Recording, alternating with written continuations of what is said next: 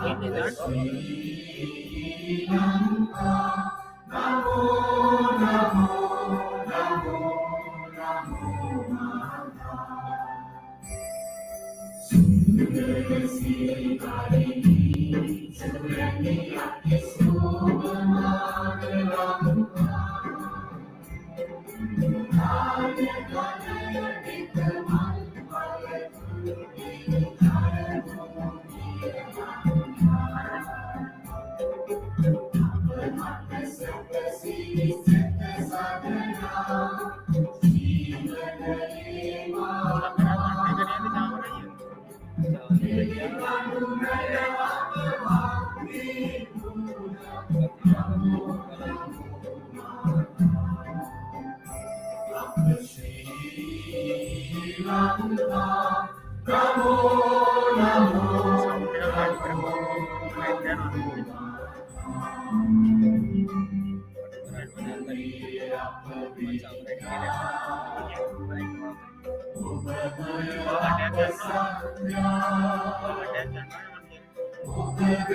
apa Shanti,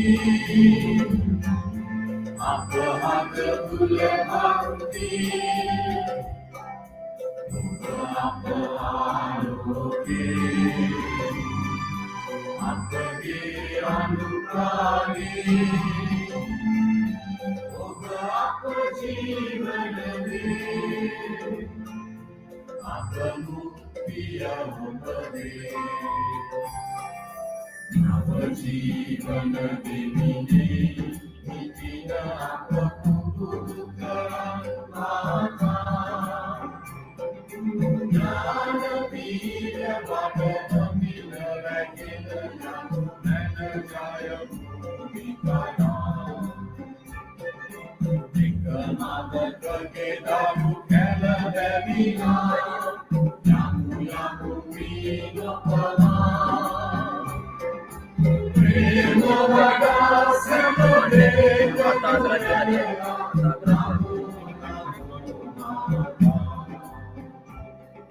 Sri Lanka, Namo, Namo, Namo,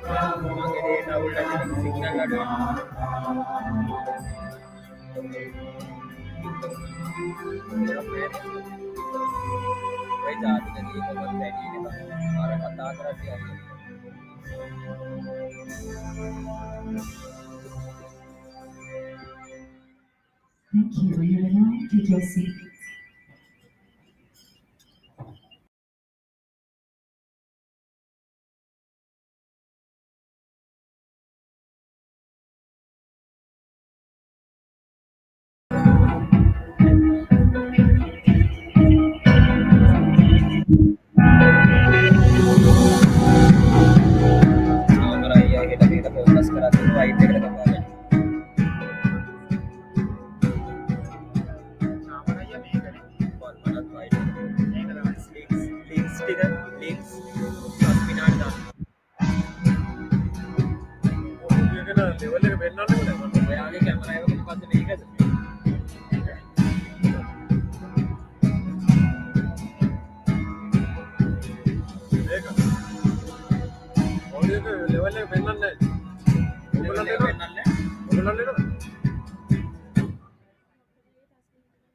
A very good morning, ladies and gentlemen. A very warm welcome to Cambridge in Sri Lanka, leading the future, one of the milestone events of Cambridge Legacy in Sri Lanka. Let me introduce myself. My name is Ashim Singh and I will be your host this morning. Now, talking about Cambridge, Cambridge University Press and Assessment is a part of University of Cambridge. With more than 800 years of resilient and prestigious heritage, preparing nearly 1 million learners at any given time across 160 countries and 10,000 schools. Ladies and gentlemen, here in Sri Lanka, Cambridge works with over 100 schools and more than 250 English centers, giving learners the knowledge, skills, and confidence to thrive tomorrow's world. Now, talking about Cambridge here in Sri Lanka, we all know that it has been here in Sri Lanka for many, many years. But just like me, I wonder whether you also noticed that Cambridge has started making headlines, becoming more prominent over the past few months. The growth, the energy, the dedication of Cambridge towards the Sri Lankan educational, corporate, and institutional stakeholders has been significantly increased.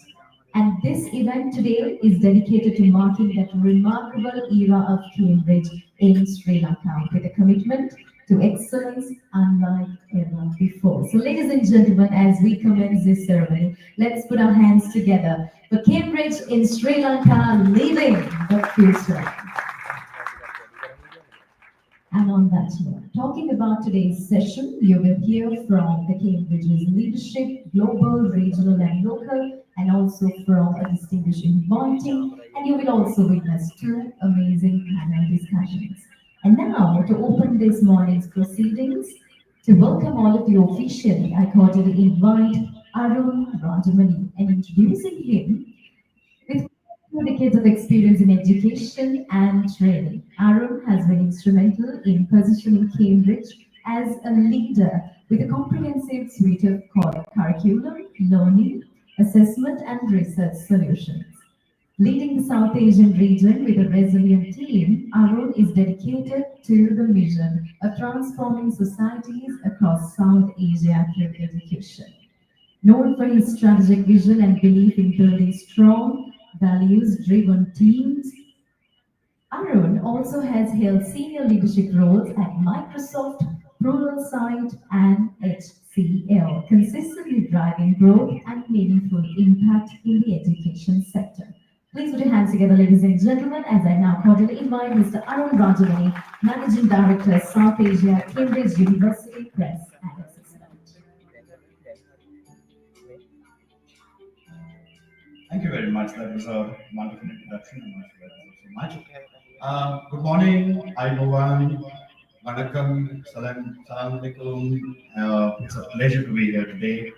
I lead the mission of our university to look at transforming societies through education in our core markets of Sri Lanka, Bangladesh, Maldives, Nepal, Bhutan, and lastly India.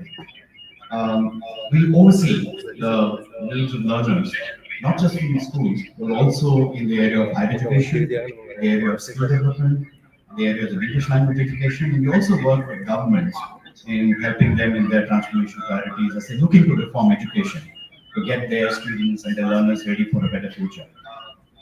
I'm really privileged to be back here in this country. I first visited Sri Lanka in 1981. And ever since then, I've been coming here very, very often, including some of the most difficult periods this country has gone through in the late 80s and 90s. But every time I come here, I'm struck by something. Country, how beautiful this country is, how resilient its people are, how positive these people are, and just how nice it is to be back in Sri Lanka to talk to people. There's a lot that the rest of the countries from South Asia can learn from Sri Lanka and its people. I think it just remains to be back here. This visit of ours is particularly special because as we think about Cambridge and Sri Lanka and the way forward, there are a lot of special announcements for us to make today, which I'll go so shortly. So it is my honor to welcome all of you here, and as part of the welcome proceedings, first and foremost, I'd like to welcome all the dignitaries here today, the leaders from schools who not only represent Cambridge education, but also from schools that are affiliated to other international boards, schools that are affiliated to the national curriculum as well. We have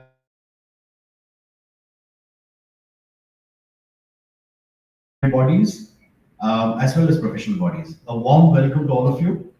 Today is a working day. Your schools must be active, your higher education institutions must be working, and it's simply not easy for you all to take time off to be here for 2 hours with us. But I can assure you, the content, the agenda that we have today will be compelling enough for you to realize that this 2 hours that you're going to spend with us, hopefully, will be well worth it. I'd like to welcome His Excellency Andrew Patrick today, who's taken time off from his busy schedule to be with us. We had a chance to meet with him yesterday at his office, and we were struck by how passionate he is about the cause of education and most so about British education continue to in Sri Lanka. So we look forward to hearing his address today. Thank you for being here, sir. I'd also like to welcome Mr. Orlando Edward from British Council, who's here. The British Council has been one of our strongest partners anywhere in the world for many, many decades, driving the cause of education outcomes. We're grateful for the partnership with British Council in Sri Lanka and for the work that British Council has been doing here. We have two panel discussions today, one in the area of English language education and the other in the area of future of learning in schools. And there's several eminent panelists that are here to share their views with us. So also welcome them to this event. And finally, I think we have members of the media here, over 70, I'm told. A warm welcome to members of the media, and hopefully we'll have all of you share some bites with the media as well. So thank you for being here. So finally, I'd like to also welcome my colleagues from Cambridge here. I can just request all of them to stand up. Zahra Ansari, there she is at the back.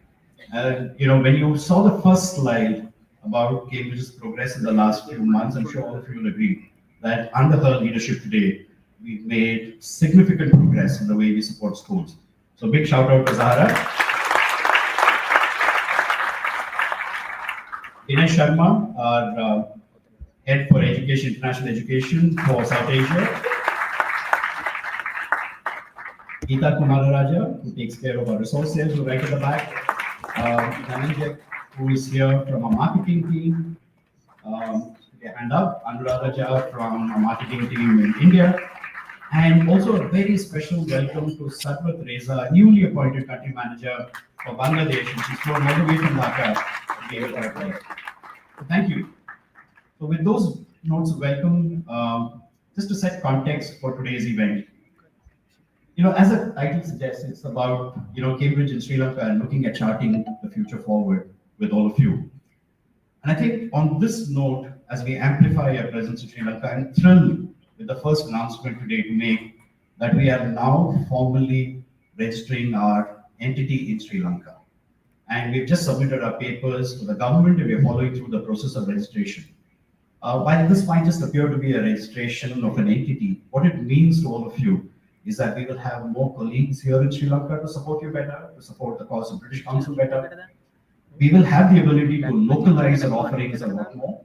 We will have the ability to transact in local currency, and we'll have the ability to ensure that we are able to provide for more accessible and affordable education eventually to learners. I think that's the big area that signals our commitment to Sri Lanka for the long term. And it's from a Cambridge perspective, while it's taken us 2 years to get here, this is really something that we value a lot in terms of how we look at this market as a very, very key strategic area for us to invest in. Second, I think this would be the theme that you would hear through the conference today, this morning, is how do we prepare our learners for a better future? I'm sure all of you will agree today that we are living in an extremely, extremely uncertain and unpredictable world. The geopolitics has become center stage. There's more war that's going on than what we saw a decade ago. We see disruption happening in the technology space that's perhaps coming back and relooking into the requirement of skills and employability in a very big way. And how does our education system cope with these changes? How do we ensure that the students that we have in our education systems are better prepared to deal with these uncertainties in the future? And these are changes that we've been seeing for decades now. What's new about technology disruption? It is AI today, it is automation in the past, it's something else before that. But I think one thing all of us will agree is that the rate at which these disruptions are happening are a lot more faster and sooner than what we've been seeing in the past. So for us, we can't create our students to deal with computers any longer, but to make sure that they get the resilience, the ability to do critical thinking, the skills that they can use to apply in the job and to problem solve any uncertainty that might be seen in the future. That's what our education system needs to sort of step up to. I think on this note, I'd like to really welcome Rod Smith, who's our Global Managing Director for International Education. Rod, if I may request you to stand up. And before I get Rod on stage, Rod is visiting Sri Lanka. I'm going to steal his thunder a bit. Rod is visiting Sri Lanka after 42 years. He came here as part of a visiting schools cricket team. And I'm sure he's not going to admit it, but the Sri Lankan team beat them fair and square in cricket. But he's been championing the cause of education transformation for over 3 decades now. And not just that, in Cambridge, in international education, he's been really driving the focus around how we should get ready for a better future. And that's the theme of the conference today. So on this note, Rod, if I may request you to please come on stage to share your views.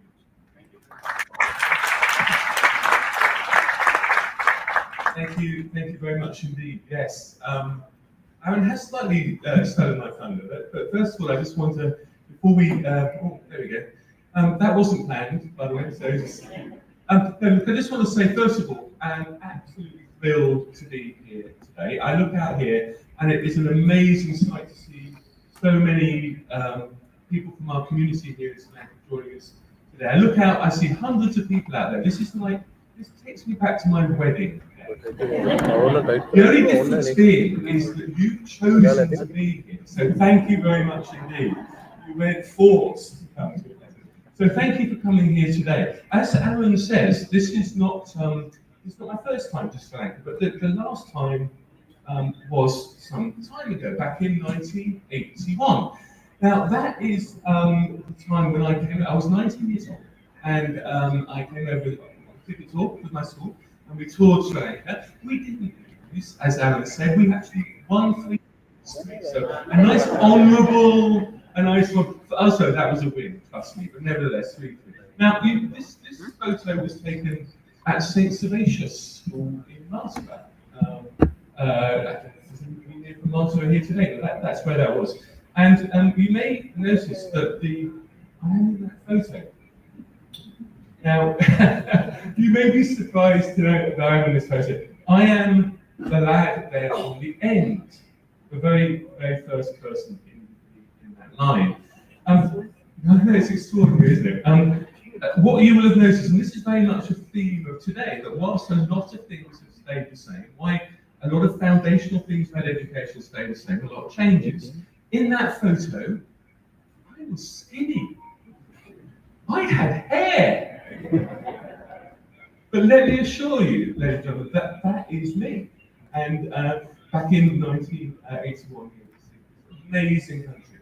And it does kind of worry a bit, the life kind of goes, life passes quite quickly. I can't believe it's so long since I was here. But let me absolutely assure you that it's not going to be 42 years to come back again.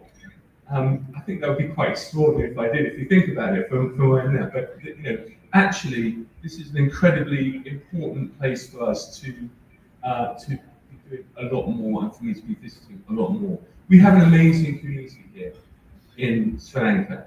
We have 60, 70, 80 schools. We do a lot of work, obviously, around English. We're talking to the government around reform, but actually, there's a lot more that we want to do, because actually, the community having is vibrant, but we think that we want to build it to be bigger, much more supportive, much more focused on the specific needs of Sri Lanka. Interestingly, the situation of the profile that we have here is different in many ways from many other countries around the world. As part of the Cambridge Schools community, you are part of a community of over 10,000 schools around the world that do the Cambridge curriculum. 3 million students, 150 countries around the world. And one of the things I want to talk to you a little bit about today is what the strength is in being part of the community. A community that can really think about what we need to do by way of education, how we need to adapt and respond to the changes that Aaron prefaced. So actually our determination here in Sri Lanka is to build this community even bigger. In South Asia alone, we have over 1,000 schools now teaching the Cambridge curriculum.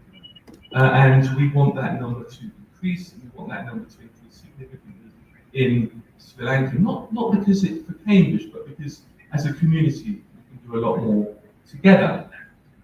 And for that reason, as Aaron mentioned, we're making some really significant changes here to the way we're working with you. So yes, as Aaron said, and we are opening our business here, so that we can actually invest much more here in terms of building our team. Sahara is the first of our most recent appointments. She's building an amazing team here in Sri Lanka to support you even better. It means that we will be able to work much closer with the government here, with you as schools and the community of Cambridge schools. And this is a very, very significant development for us.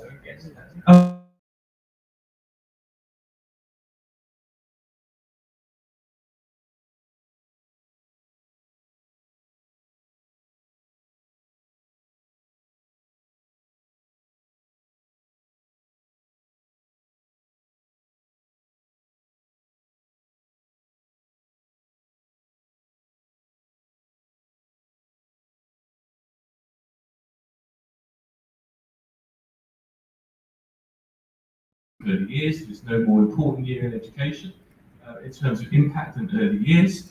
We've been focusing on how we can deliver even more teacher training and development. Of course, that remains the fundamental driver of success in the classroom. One of the we are running our Cambridge Dedicated Teacher Awards, and this year very proud to say that Ms. Khadija from let me just check this Wycherley International School, is she here today? Anybody from Wycherley? Anyway, welcome as one of our globally recognised dedicated teachers and one of the winners from South Asia. So thank you for joining us and congratulations. And that whole award around dedicated teacher recognises the central importance of the teacher in delivering high quality education. So these are the things that we've been focusing on. There's a lot more to come, and I know that we'll be talking a little bit more about that later on. Our work on climate change and education, our Young Pioneers program, which is an enterprise-focused program. These are all things that we are developing and will be launching shortly in Sri Lanka. So I hope that what we can think about is how this community can build and grow, and how we can focus on doing a better job at supporting you here in Sri Lanka. And this is particularly important as we think about the future. As Aaron said, there is no doubt that the forces, the things that are happening around the world of education, have perhaps never been in such a state of change, disruption and challenge as they are currently. Obviously, the pandemic had a massive impact on the way teaching and learning was developed in schools, but actually forces, I think, to really question what the purpose is of education and the social interaction that is actually the essential part of education. But it's not just been that. AI, who could have predicted 2 years ago the impact of AI and technology and the fundamental questions that has forced us to think about in terms of what our role is if AI is able to personalise learning, is able to respond or retrieve information in such an agile way.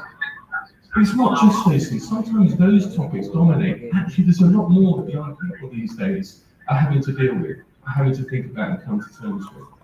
Climate education, obviously. Existential crisis that our planet faces around climate and sustainability. The geopolitical impact that Aaron referenced as well. What's going on in the world? What is happening around the whole concept of the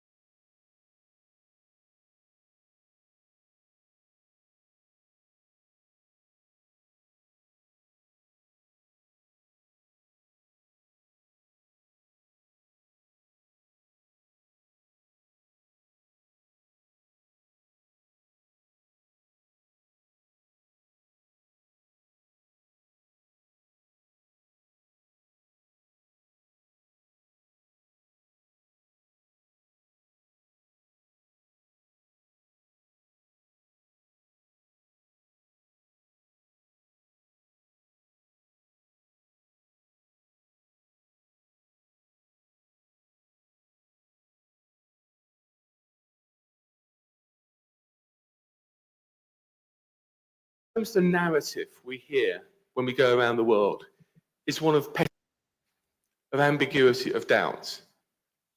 Often when I speak to teachers and schools around the world, significant questions. Well, what does this mean for education? What does this mean for the school? What does this mean for the role of the school, the role of the teacher?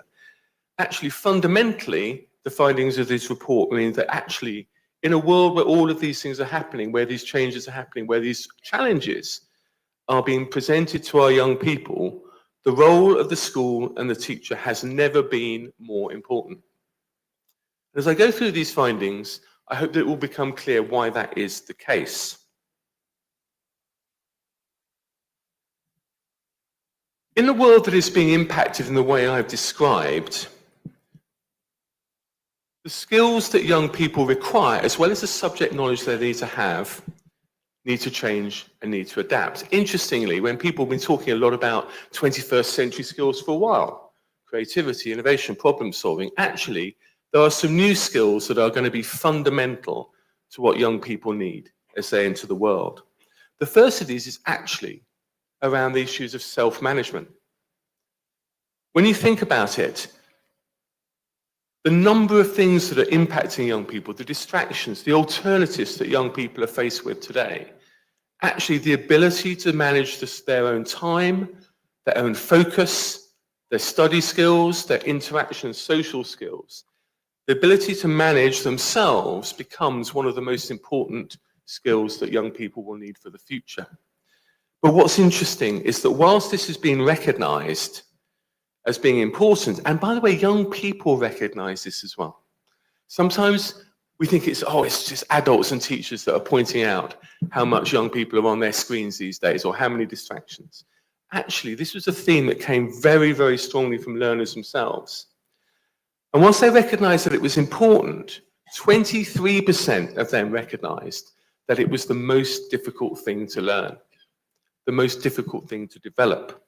And for teachers, 20% the most difficult thing to develop. But if we really are preparing for young people for the future, what are we doing to be explicit about this? What are we doing to be able to actually embed this into their teaching and learning experience? The second key finding from the report, is that actually fewer than half the young people we spoke to, fewer than half of the students feel fully prepared for their next step in education. 48% only across our whole community of schools felt completely prepared for their next step in education. Now, that's probably always been a little bit true when you talk to students about their time at school, but actually that number has been significantly reducing. Interestingly, teachers don't feel quite so pessimistic about that. Some 2/3 feel that actually the students that are coming out of schools, and by the way, it wasn't just Cambridge schools we spoke to hundreds of other schools, IB schools, other international board schools, local and national curriculum schools as well. But actually 2/3 of teachers did feel that actually what they were doing was helping them be ready. Now, what does that mean? Are the students right? Are the teachers right? And even teachers who have that doubt that maybe they're doing the job that they want, what are the kinds of things that they feel that they're not doing in terms of preparing them well for the future? And I think that's incredibly important dialogue and conversation that we need to continue. Because one of the other big findings from this is how important the student voice is going forward. If they feel that they are not getting what they need entirely from education, we have to listen to that as well. But despite all of that, actually, there was an overwhelming sense that there are some things that remain very important. Subject knowledge. Subject knowledge remains essential for progression through education. And sometimes I think this is slightly underplayed when we think about the debate that's going on about education at the moment. People move straight to skills as being the things that we have to develop, but actually that fundamental underpinning subject knowledge remains absolutely essential. And why is that? If all you're doing is using technology to retrieve information in the moment, what you're not doing is taking that knowledge, that understanding deep into your long-term memory. You're not internalizing that knowledge. You're not able to retrieve it at a moment's notice, to be able to then apply it and to think creatively using that subject knowledge. You don't want a surgeon, trust me, standing over you with a scalpel and a phone looking up how they're going to do the operation.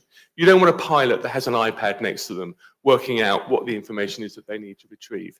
I think the best example I often use is, when I think about this, is when was the last time you used a book of maps? I know that this is decades since I've used a map. My wife and I, we use sat-nav all the time. We have lots of arguments about it, actually. Well, yeah, nice arguments about it.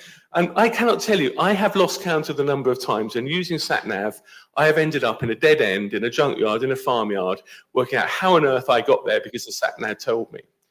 And the point there is about, actually, the danger with technology and AI is it can disempower you rather than empower you if you're not using it in the right way. If you're just using technology to retrieve information when you need it in the moment, but not truly internalizing it, how are you able to really challenge that information, think about that information, decide whether there's bias or what the evidence is? How do you use it creatively to do new things, not just to repeat what's been done before? And I think that's what we need to understand is that whilst all these skills are important, that fundamental subject knowledge in your long-term memory is what will enable you to be able to think creatively and innovatively and to apply that information into the future. So actually, subject knowledge is as important, not information retrieval, but subject knowledge is important as ever before. But then with that subject knowledge, it's what do you do with it? How do you engage with it? How do you engage with other people around your understanding?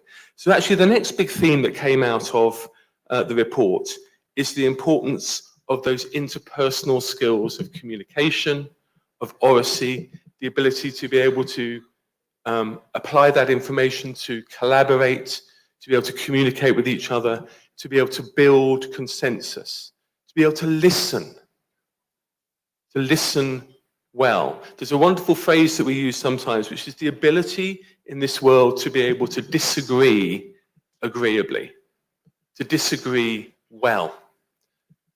And to be able to do that, you need to be able to listen. You need to be able to understand other people's points of view. You need to be able to assimilate that and to be able to actually listen and to respond. And that requires the interpersonal skills that are developed in school. Because the truth is, and this is a very significant finding, that actually young people, even at school, talk about one of the things that is a limit to their ability to be able to communicate effectively their own views is a fear of judgment. Actually, that what young people need is a psychologically safe space in which they can develop their skills, their points of view, their communication skills. And I don't think there is a more psychologically unsafe place to develop those skills than online. It's in schools where we develop those abilities to be able to relate with each other, to communicate in a safe space. And that's why schools and teachers and what we do in schools becomes so important. So actually, at the end of the day, 90% of teachers do feel that technology will help them and will help young people. Of course, we can't push back on the impact. We shouldn't do, because actually technology can be an extremely powerful tool to improve the way we access information, where we use information, the way we can personalize things for different learners. But actually we have to do so thoughtfully, within the context of a structured curriculum, within the context of a curriculum in a school environment that encourages not just the use of technology, but the way that we engage with each other. So these are just some of the things that have come out of the report, some of the specific things that have come out of this report. But I hope that what's really clear is that it recognizes that, yes, we do need to think about our schools, our education that we're providing, but it's in schools and with teachers that those skills, that balance, that psychological safety, those skills of interaction and personal development That is what a school brings, and that's what you as teachers do. And that's what we as a community need to work together to share the best practice, to share our experiences, and to ensure that actually in the future, AI and HI, artificial intelligence and human intelligence, grow together to the benefit of young people. So those are the fundamental findings. So what are we going to do about it? Actually, this was a quote from a student from South Asia. As AI gets more popular, more widely available, the need to memorize subject knowledge becomes less important as we can find and implement subject knowledge easily without the use of AI. So what are we doing about it? Well, this is why it's incredibly important that we have meetings like today. But a meeting like today is not just about a conversation that happens and then finishes. It's a conversation that we hope we're creating amongst our community to share these findings, to share these ideas, and to build our community around the world and to build our community in Sri Lanka. Because we know that we together have the answers to this. So, but what are we going to do? Meetings like this, yes. We're also going to be holding each year education summits to bring together world-leading experts, employers, education leaders to continue unpacking the implications of our findings. We're also going to be establishing a permanent student consultative forum. As I sit around my dinner table every night with my 3 sons, I'm a bit nervous about the idea of having 1,000 students talking to me about what we think the future should be. But actually, most meals, there's never something I don't learn.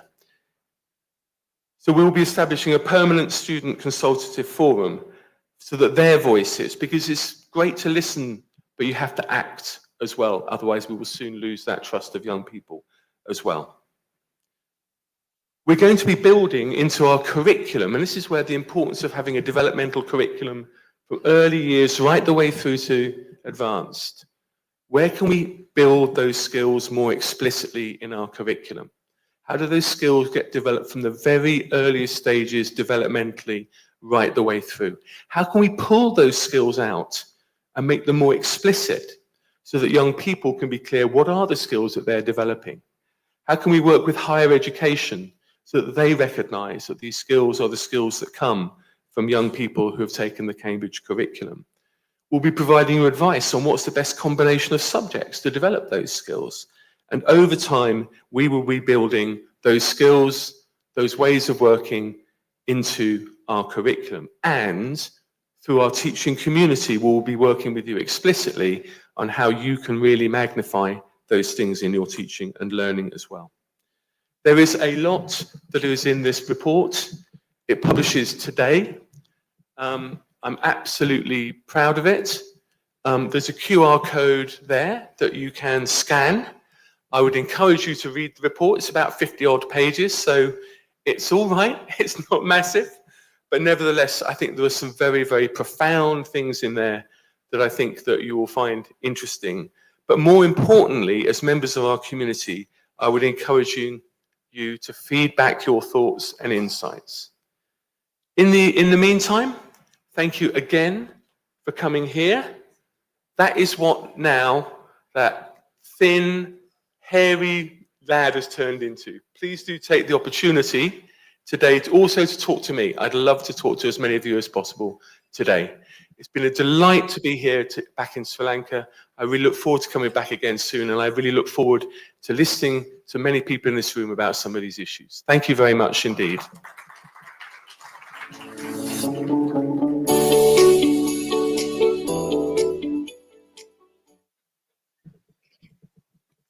Thank you very much, Mr. Smith. Ladies and gentlemen, can we have another round of applause to Mr. Rod Smith for that inspiring address and for reinforcing Cambridge's global commitment. With that, this morning, it's now time to hear a few words from the British High Commissioner to Sri Lanka, His Excellency Andrew Patrick. And ladies and gentlemen, in introducing him, he joined the UK Foreign and Commonwealth Office in the year 1989, and his diplomatic career has taken him through Afghanistan, South Africa, and Myanmar, where he served as ambassador from 2013 to 2018. Most recently, he was the UK's envoy on migration and modern slavery. Today, he continues to strengthen the relationship between UK and Sri Lanka with education as one of the most important bridges of cooperation. Ladies and gentlemen, please put your hands together as I cordially invite His Excellency Andrew Patrick to address the gathering.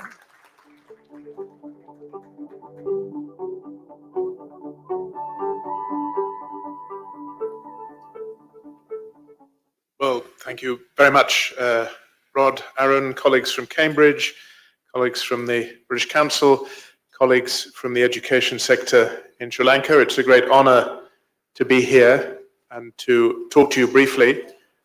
It's an honor because I think there are two reasons why I'm very optimistic about the future of this country.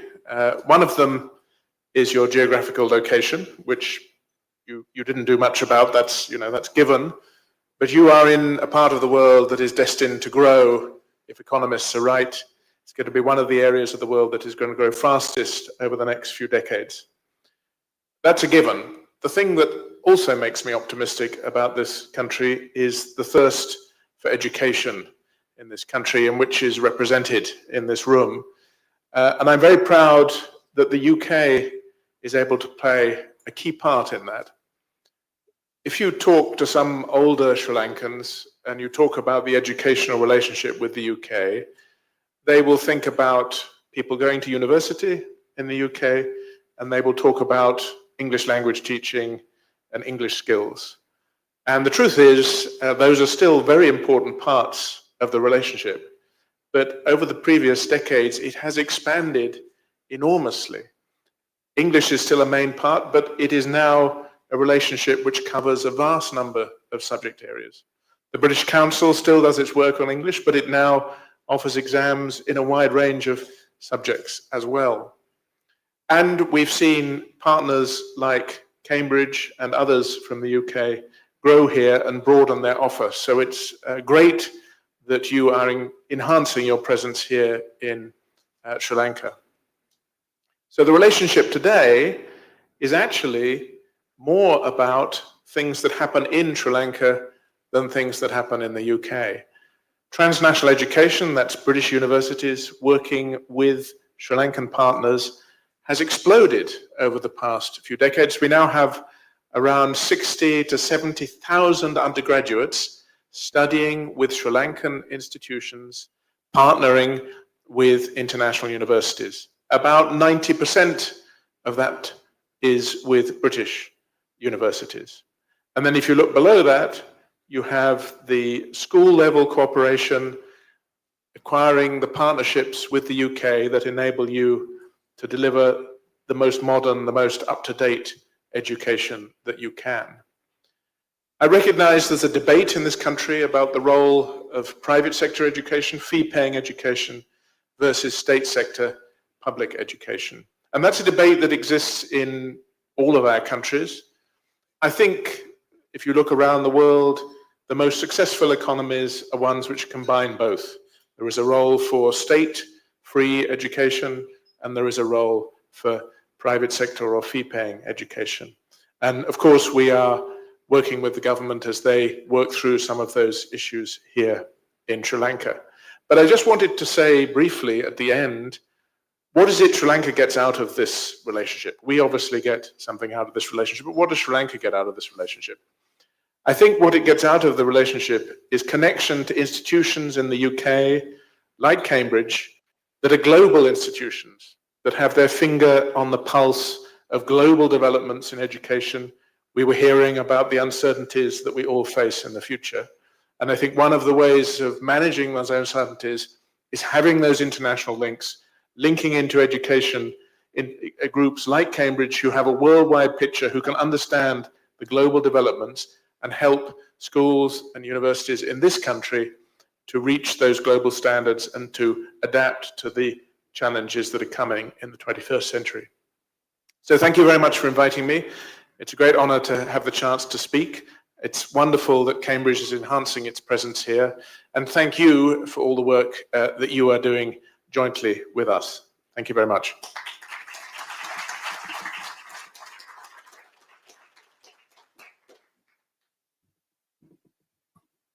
Thank you very much, His Excellency Andrew Patrick. We truly honor your presence today with us as well. And now, ladies and gentlemen, we are ready to move into the very first panel discussion. Now, the very first panel discussion is on the subject English for Confidence, Competence and Careers. The stage is being set for the panel discussion. Now, as it's being set, let me walk you through. Cambridge English is where your world grows and is the gold standard of English learning, preparing learners of all age groups with holistic skill development. To dive deeper into subject area, our respected leaders from across the education sector who will now share practical strategies and experiences. Ladies and gentlemen, I now take the pleasure of inviting the panelists to take their seats one by one as I cordially invite. I cordially invite Mr. Arun Rajamani, Managing Director, Cambridge University Press and Assessment, South Asia. Let's give a round of applause, ladies and gentlemen. Dr. Oshadi Korala, co-founder, Chief Operating Officer at Express Jobs and CEO at hrnews.lk. Let's give a round of applause. And next, I cordially invite Ms. Vasanthi Stephan, Group Chief Human Resources Officer at Janashakti Group. Next, I cordially invite Ms. Malithi Jayathissa, Director, Coordinating Principal at Leeds International School Network and Leeds Campus of Business and Technology. And our final panelist, Reverend Father Isanka Mihiran, Director, Principal, JPI, to join the panel discussion. And now I cordially invite the moderator, Ms. Ranmali Vikramasinghe, co-founder and lead trainer at Butterfly Effect Training Partner. She will be moderating you through this panel discussion, ladies and gentlemen, with a round of applause. Panel discussion is on English for Confidence, Competence and Careers. Over to you, Ranmali.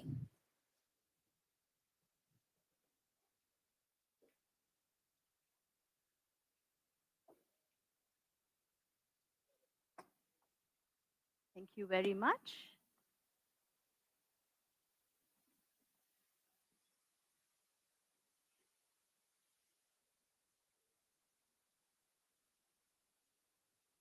Hello, everyone. Good morning, everyone.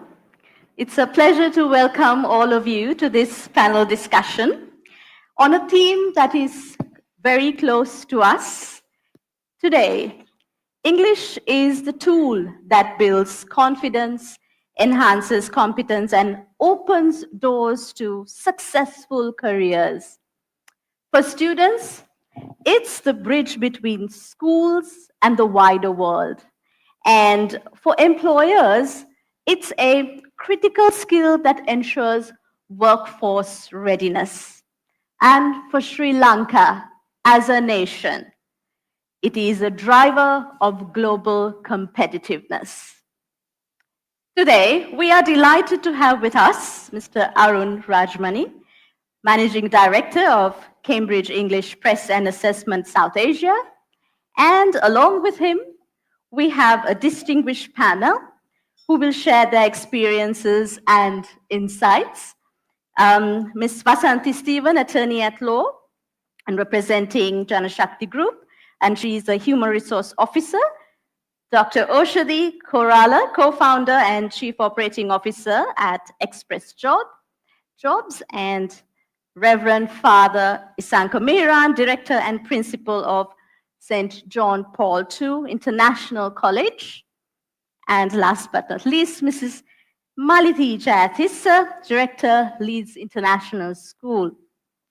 So together, we will explore how Cambridge English equips learners with the communication skills they need to thrive in the classroom and in their workplaces and in society. So let's dive right in.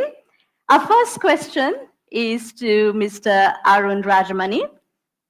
Now, you have a truly global perspective. So my first question to you is, How do you see the role of English evolving today, not just as a language, but as a life skill? And how do Cambridge English qualifications support this vision? Thank you. So I'm going to step back a bit and sort of first share our perspectives as to why do we think English is going to be a very critical skill that is required. Now we heard a lot about geopolitics and what it can do to the time-tested model of mobility. A lot of our students in Sri Lanka, and as is the case with the rest of the region, they've always looked at international education as a gateway for them to look at careers abroad.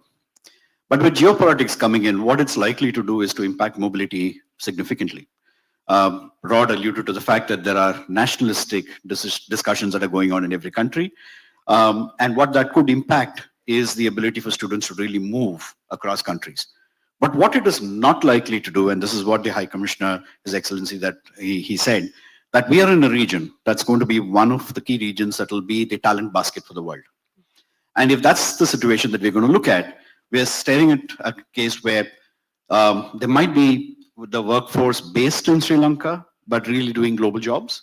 And one of the key things that will link the ability for them to perform the roles would be the mastery of communication, and that's likely to be English, which is going to be a business skill and a language that links businesses together. So we should realize that this is going to be one of the key areas for students to master as a skill in order for them to have a successful professional career ahead. So as we see the role evolve, we realize that a lot of our students in our regions who come into the workforce are not necessarily privileged enough to learn English as a skill in addition to the language that they learn in school to acquire that mastery before they get into the workforce. So therefore, they need to look at acquiring those skills at a short span of time while they are in higher education institutions and for them to be ready for the workforce. So that's how we see the evolution of that. For us, I think our research tells us that if there is a student who has mastery of English and from a communication skill standpoint, that person has a 2x probability of getting a job, which means twice the probability of getting a job compared to a person who does not have mastery of English. And the second is that the pay that they are likely to get is about 1.5 times more than someone who does not have the language proficiency. So not only therefore does it make it compelling for them to get a job, but they also get a higher paying job, which signals their ability to be successful in global careers going forward. So the evolution that we see is the requirement for English to be embedded as a skill to be learned right through school before for them to be successful to have a global career going forward. Thank you, Arun. And from what he said, we understand that yes, we have things like geopolitics and many issues may be coming up, but this could be a competitive advantage if we use English correctly to empower our students. So thank you very much, Arun. So let me now move on to Vasanti, Stephen. Now you have an HR background. So from an HR standpoint, what key competencies are employers looking for in the modern workplace, and where does English fit into that picture? Thank you for having me, Ranmali. Yes, there are so many competencies we look at, be it technical, behavioral, leadership competencies that we are looking at. But so the technical competencies are quite what we want to perform a job role. But in terms of soft skills, you have these collaboration skills, digital influence skills, emotional intelligence, what said and what not, everything is like a competency these days. But English is kind of the common competency that stands out. So it's quite universal, globally, locally, both. Like Arun said, it's essential at the entrant level, and plus in an organization, if you want to build a career, it's paramount that you have your language skills for you to perform. So that will say, like, your proficiency in the English language will say whether you will be stuck in a technical role or whether you will be stepping into leadership roles. So that there's a demarcation, a clear demarcation with regard to the English language that will define your career. So in terms of the competencies, like it's very understood, but with what I said, it's universal and it's essential. Just stepping out from the topic a bit, our majority is Sinhala speaking in our country. That's a very difficult language to learn. I myself, for the inquisitive of it, learned in Sinhala.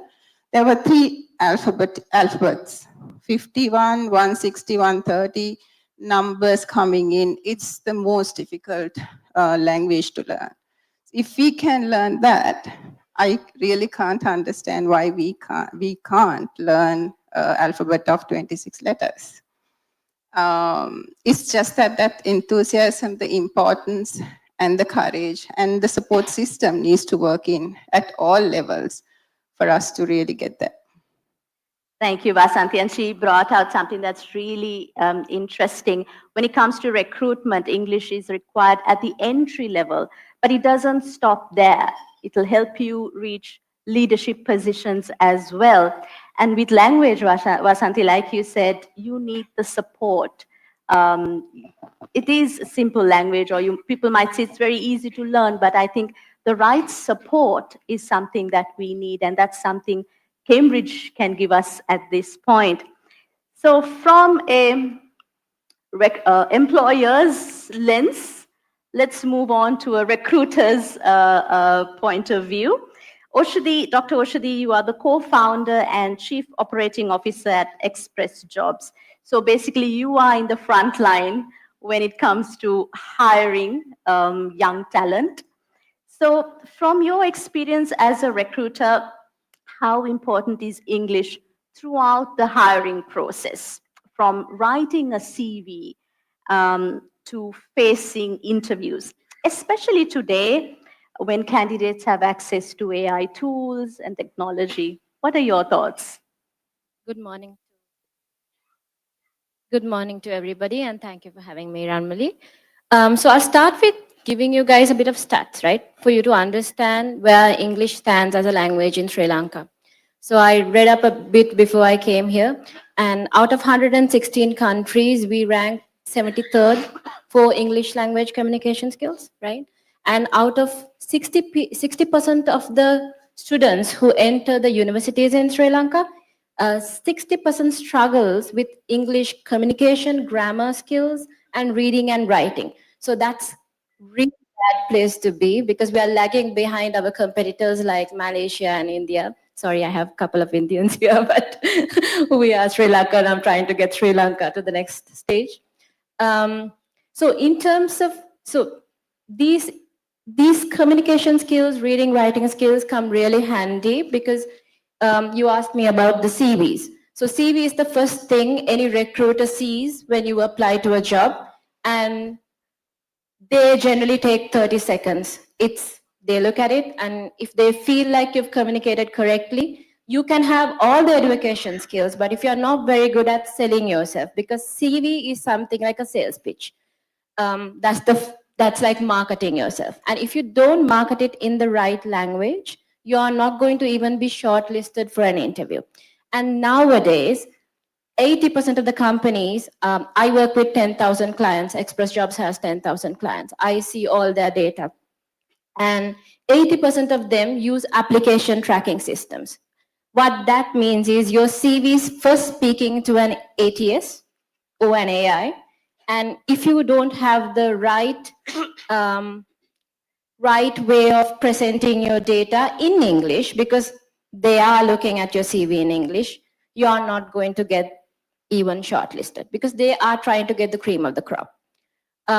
So having the right way of expressing yourself in the language, it really matters, even to get that stage. So now if you look at AI nowadays, we have companies even in Sri Lanka who does AI interviews. And AI interviews are done in such a way that AI basically calls you. That's the first stage of interviews. It's not even in person anymore. And the AI is going to say, hi, I'm so and so from ABC company. I'm the AI of ABC company. I'd like to see whether you have a bit of time to talk to me. And that's going to be in English. If your pronunciation skills and your communication skills, and if you are not selling yourself in the right way, and that's mainly down to English language, chances of you getting an in-person interview is quite less. So this is something we have to go back and tell our students how important it is to get yourself like master of English, because that comes in handy. And sometimes when you're working with international clients or international industries, they are mainly working with the English language. So like previous panelists said, your career progression completely relies on how well you can communicate. Urshadi, you spoke about some emerging industries. Could you give us some examples? I'm sure the audience would be Sure. So interested. because we are talking about English as a language, there was a research done with SLASCOM and British Council, and they mainly did the research in IT and BPO sector. They found out that it was one of the key competencies, key skills that they were looking at. And if you look at tourism, and we send a lot of caregivers to European countries, and the reason for them to pick somebody from a different country and ours was down to English communication skills. It wasn't the education, it was the language. So if you look at tourism, KPO, BPO, IT, because you're mainly working with international clients, English is a must. And this is something we have to tell our students. Thank you. Oshi, that was, thank you for sharing this, because it's a real eye-opener for all of us, principals, teachers, because the landscape is changing. We are looking at different ways of recruitment, and how do we make our students shine, and how do they use English to really sell themselves is what we need to understand, and how Cambridge can help perhaps is what we need to understand. So thank you for sharing that. So Oshadi, now you spoke about recruitment, and now let's look at the education sector, because learning really starts there. That's where we see the foundation. So we're fortunate to have with us Reverend Father Ishankar Mihran, Director and Principal of St. John Paul II International College, who has made it his mission to take Cambridge across the island. So, Father Ishankar, could you share your journey so far with us? Tell us a little bit about the types of schools you worked with and how you've implemented Cambridge English in these schools. Good morning, everyone, and thank you very much for having me. Actually, normally, GPI as Cambridge Authorized Exam Center, we work with different types of schools. We work with government, semi-government schools, and private schools where they deliver international education and also local curriculum. So to begin with, I remember we had a visit to Jaffna province, and you were also part of that. And we started our Cambridge English program in Jaffna. And to be honest, the students there, they are less privileged. But the passion of the principal, was able to get this program through.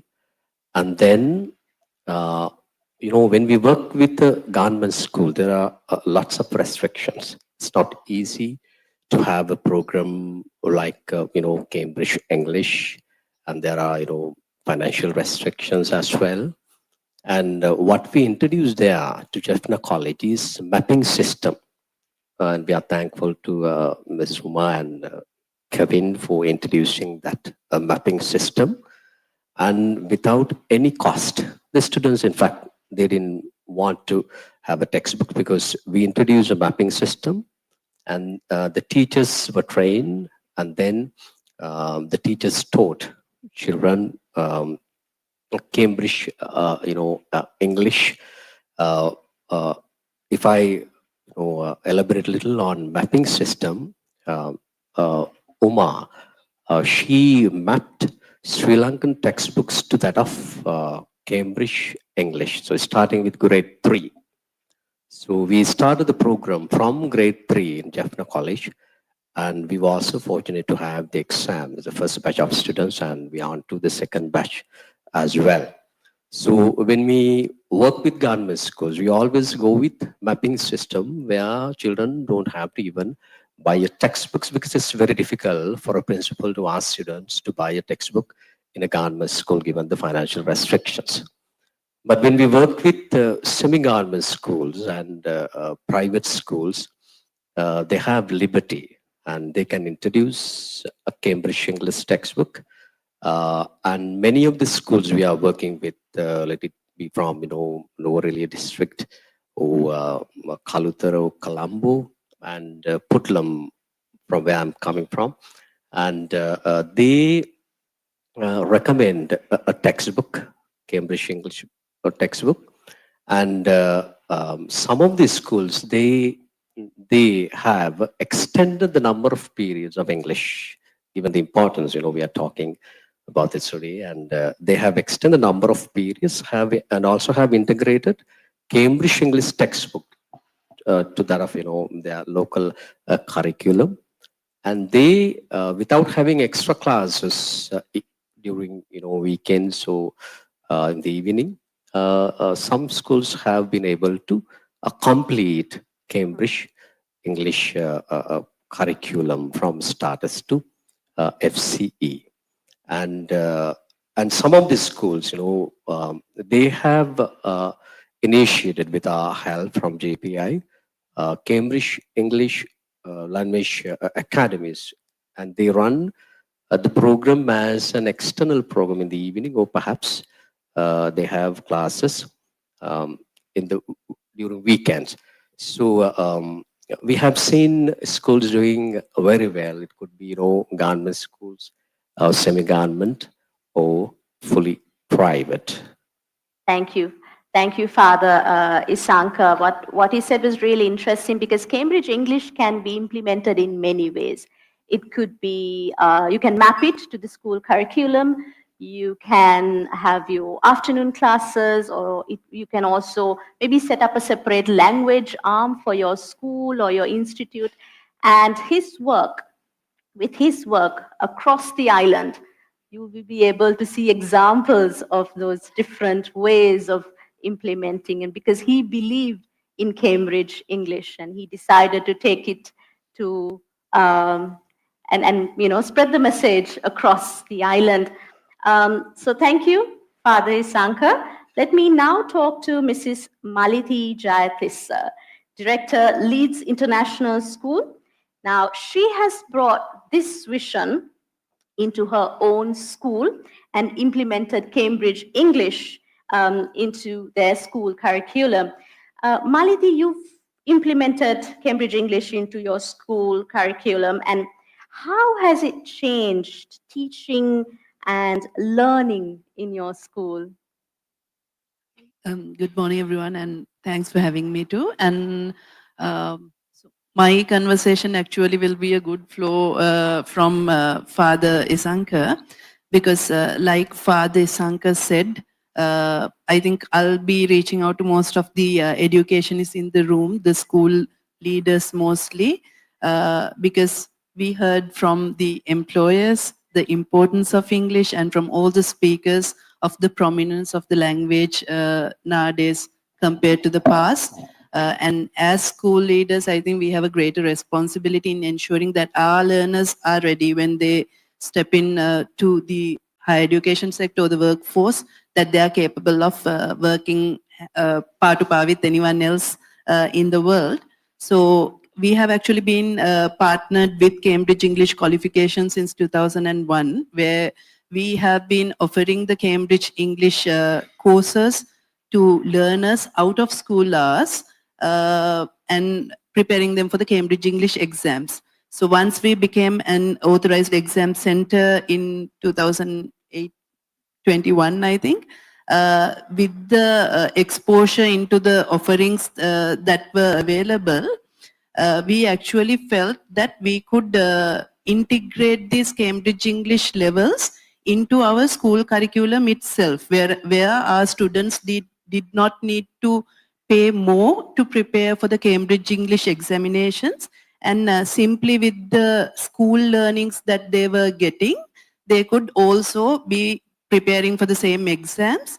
And why we like the Cambridge English qualifications coming into the school curriculum is it gave a very good structured progression to assess their skill development in English, because they do learn a lot of English starting from nursery to A levels, but until they face their O-level exams, they don't really get that assessment of where my English standing is in comparison to others.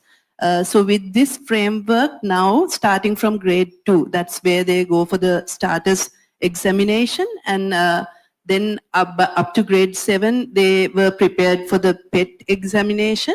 So with the results, our first batch went into the examinations in July.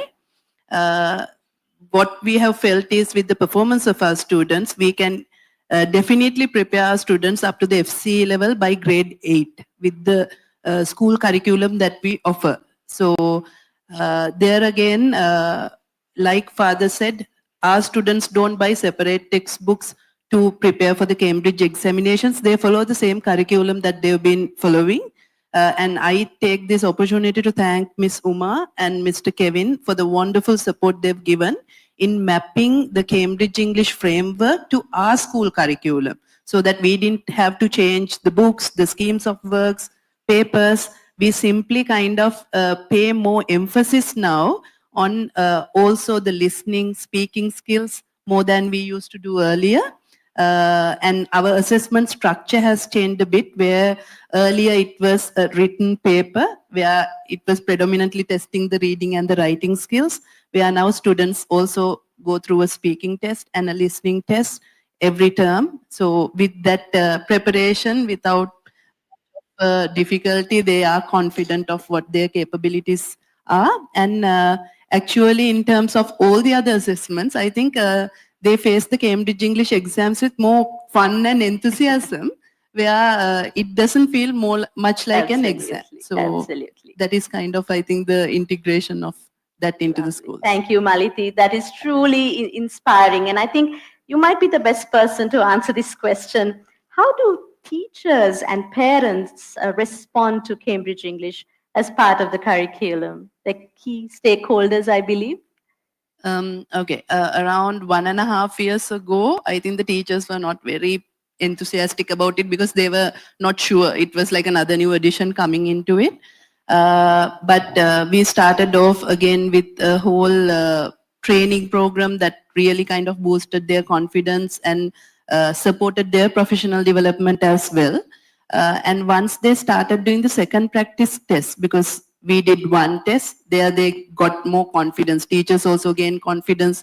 Learners also gained the necessary confidence. And by the second one, teachers actually enjoyed, because they actually saw learners who don't normally speak out.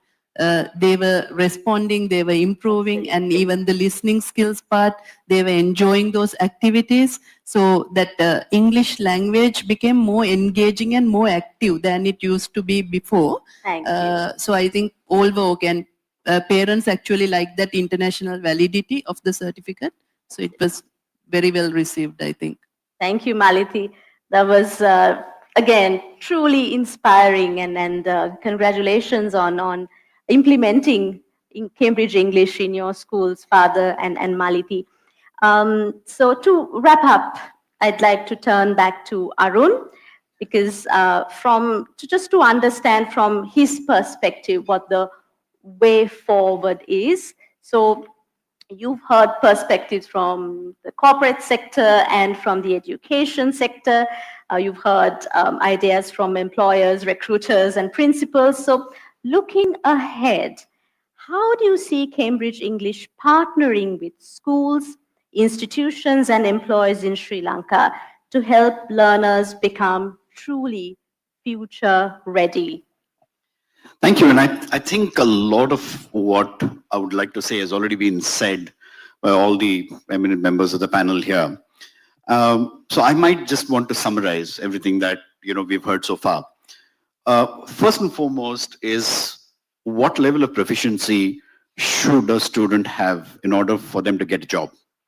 I think what we've learned from the various engagements that we've had with the corporate sector is that for most roles, a proficiency level of B2 or C1 would be most ideal if they were to look at a global role. For those of you who don't understand what B2 or C1 means, the way to benchmark proficiency and to measure that is on what we call as a CFR scale, the Common European Framework for Reference. Any language in the world can be broken down using a CFR framework across 6 levels: A1, A2, B1, B2, C1, C2. A1 is the most basic and C2 is the most advanced. It does not mean C2, one needs to be a literary expert. C2 would, in our parlance that we would understand, would be an equivalent of an IELTS band score of 9, and A1 would be at a very basic proficiency. So to get a job, it's important to be either at a B2 or a C1. So our mission is to see how could we progress students from A1 when they are in early years, right up to B2 or a C1 by the time they get down to an A levels. So if that is the mission that we want, that's a target that we should aspire for that can help them get a job. The second part, I think what we heard is if English proficiency could be a great equalizer, we also have to understand that the students who come into the programs are the ones who have a great deal of diversity. There are students who come from privileged backgrounds whose proficiency level, which is age appropriate and grade appropriate, could be either on par or better than what is expected. And there are several students who will come into the classroom who are not at that proficiency. So the basic ingredients of the Cambridge English Qualification Program is that we will have a very personalized way to attend or to look at addressing the needs of children who need more development. And for that, it starts with a diagnostic test that helps us understand where is the student on the CFR scale. If a student is at A2 but needs to be at B1, that student would need extra attention to ensure that they're able to move forward. And I think Dr. Oshade mentioned this, that the most number of issues that we see is with speaking skills. They might be excellent at writing because they all learn English as a subject in your classroom. So they might be excellent in writing, they might be excellent in reading, but when it comes down to speaking, that's when most of them falter. So to identify what are the specific skills that need intervention and what is the level to which they need to go to can be a great deal of advantage if you're able to personalize the intervention. So that's the second principle that we ought to look at. The third principle is continuous assessments. Every year, after the program is done, if you're able to assess where they are, it motivates a child to keep learning more and more. So nothing like recognizing success, showing them where they are, and to celebrate that. The more we do that, the more students will be encouraged to go forward to learn. So very simple principles is if we could blend the classroom learning for the subject alongside the need to learn the skills, ensure that we're able to offer personalized interventions by doing diagnostic tests, and by celebrating success and measuring outcomes progressively, I think this can be the way forward. And the Cambridge English Qualifications Program is designed around this, with tests which are very accurate, learning materials which are very appropriate, and ensuring that teachers have the skills they need to teach these skills in the classroom by providing the assistance that Dr. Malati just said, that if we can map curriculum needs back to the skill needs, that makes the job and the life of the teacher a lot easier. So that's what we attempt to do from a Cambridge perspective. Absolutely. Thank you very much, Arun. So what we heard today is very clear.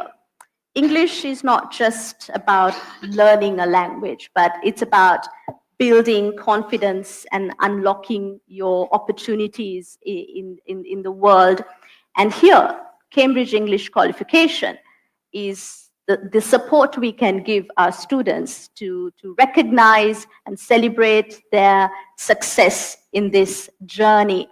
So thank you very much, Arun Rajmani, Vasanthi Stephen, Dr. Oshade